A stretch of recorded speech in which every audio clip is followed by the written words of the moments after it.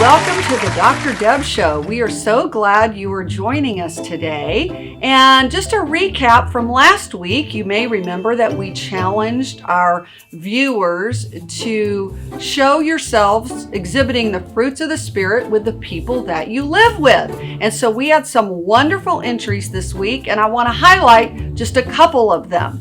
So this week we had people send in their entries, and one of them was for joy.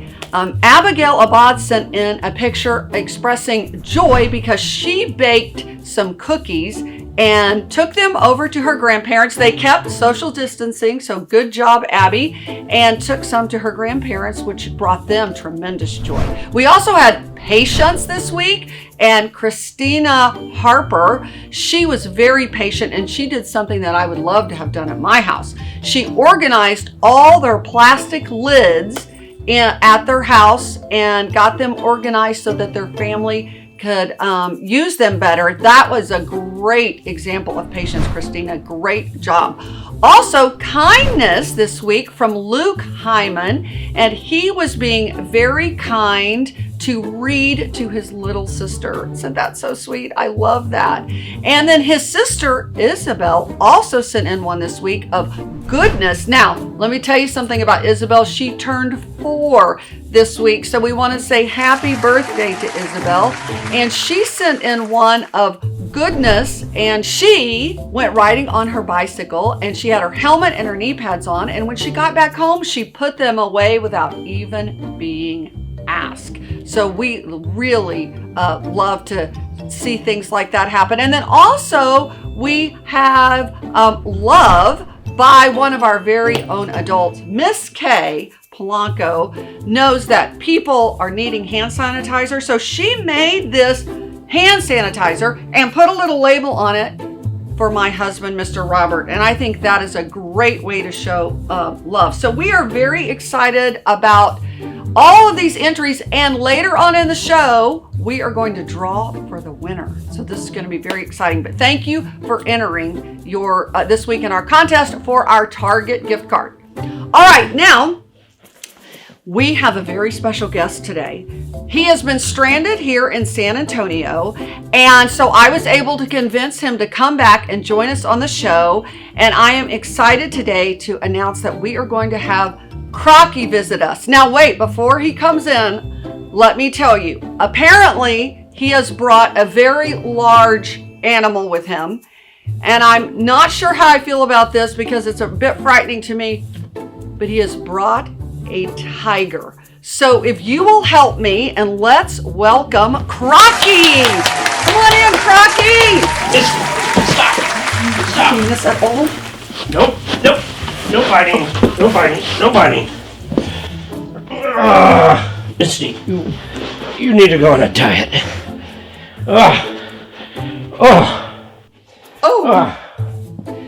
Hello, everybody. Wait, Crocky, what in the world? Crocky, that's not a real tiger. That's a stuffed tiger. I thought you always bring real animals. Well, what? Look, I'm Crocky. I'm not the Tiger King. So, you ain't getting a real tiger. So, this is as good as you're gonna get. Okay, well, all right. This is changing the whole show, but okay. All right, this is Misty. Okay, we'll just go along with this, all right? All right. Mm-hmm. How rude of me not to properly prepare. Oh. There we go. Okay. There. Misty has her mask on. Okay. There. Okay. Well, there. This is highly unusual, but okay, I'm gonna let you explain why you brought a stuffed tiger. Well, the reason I brought a stuffed tiger is a real tiger would kill us all. So that's number one. Okay. But actually, tigers are very, very interesting animals. I actually love them.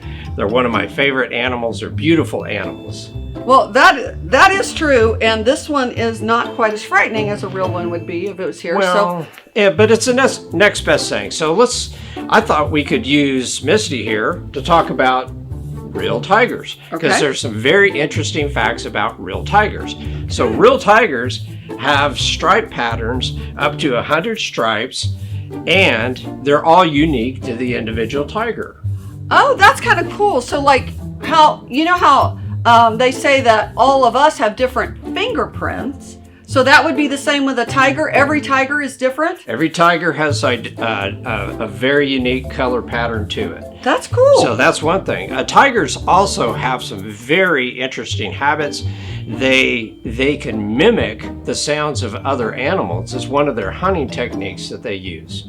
And so they can actually draw prey animals in by mimicking the sound. You're kidding. No, I think that's awesome. I thought only mockingbirds did that. No. That's really cool. Okay, that's very interesting. Tiger babies are born blind. Oh. And so they don't open their eyes for a couple days, and they follow their mom by scent. So even if they're born in a group, they'll follow their mom, and even when their eyes aren't open, they know how to locate their mother by scent. Oh, that's really quite so sweet. I thought that was interesting. Yeah, that is very interesting. So another interesting fact about tigers is that their pee smells like buttered popcorn. So I don't know that we could have the same effect with Misty here. You're just gonna have to take my word on that. I definitely will just take your word on that, and that might change how I feel about eating buttered popcorn next time. But okay. Now, also, Crocky, isn't there something about on the back of tigers' ears? Have I read this somewhere that they have something special on the back of their ears that help them be moms also? Oh, definitely. So the little babies from behind, and even I'll turn Misty around here, you can see these white spots. And these white spots even help the babies follow mom and locate her in the dark, because the camouflage pattern is so effective that they need sometimes these white spots to be able to see the tiger, particularly at night. Wow, that's really cool. And we're going to be celebrating Mother's Day here this week, and so it's really cool to see how tigers can be great moms too. Now, Crocky, we've been talking about the fruits of the spirit. So tell me, what fruit of the spirit do you think a tiger would be able to use most? Good question. Love, joy, peace, patience, gentleness, kindness, goodness, faithfulness, self-control. Yeah. Does a tiger do any of those things? Well, they have to love their babies Tiger moms are excellent parents. Okay, well, see, love, So, that's great. I don't know what category that would fit in, but tiger moms, they are very protective of their cubs and do a very good job of raising their cubs. Now, Crocky, one more thing, and I know you've got to be going. One other thing I was going to ask you about is, since we've been in this COVID situation, and so we know you're stranded here in San Antonio and can't go back to Australia.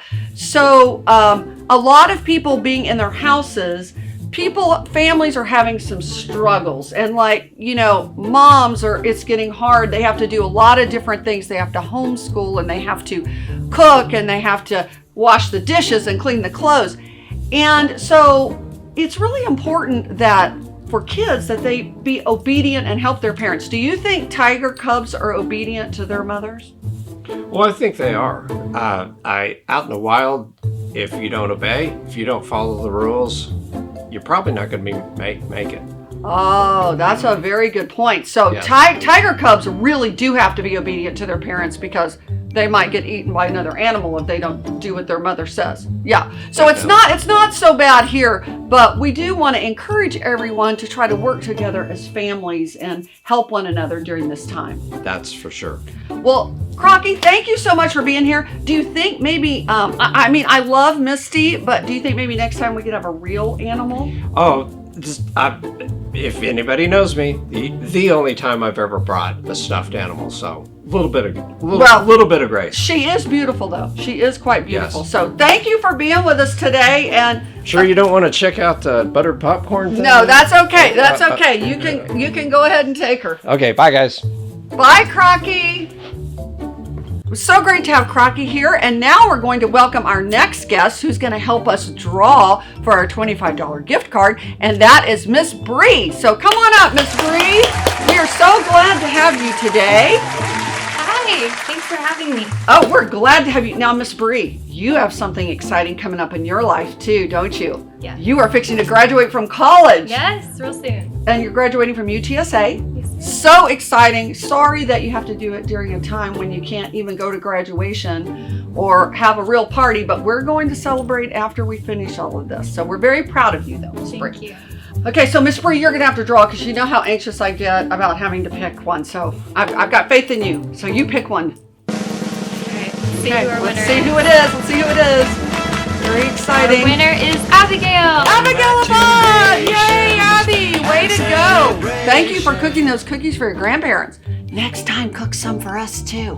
Anyway, we are so glad that you joined us today on the Dr. Deb Show. And boys and girls, I want to challenge you this week to use your fruits of the Spirit to help your moms so that we can celebrate Mother's Day on Sunday. And I want to say a personal thank you to my mother for loving me and caring for me for this many years. You are still a great mom. You've taught me so many things. And most of all, Mom, thank you for praying for me every day of my entire life.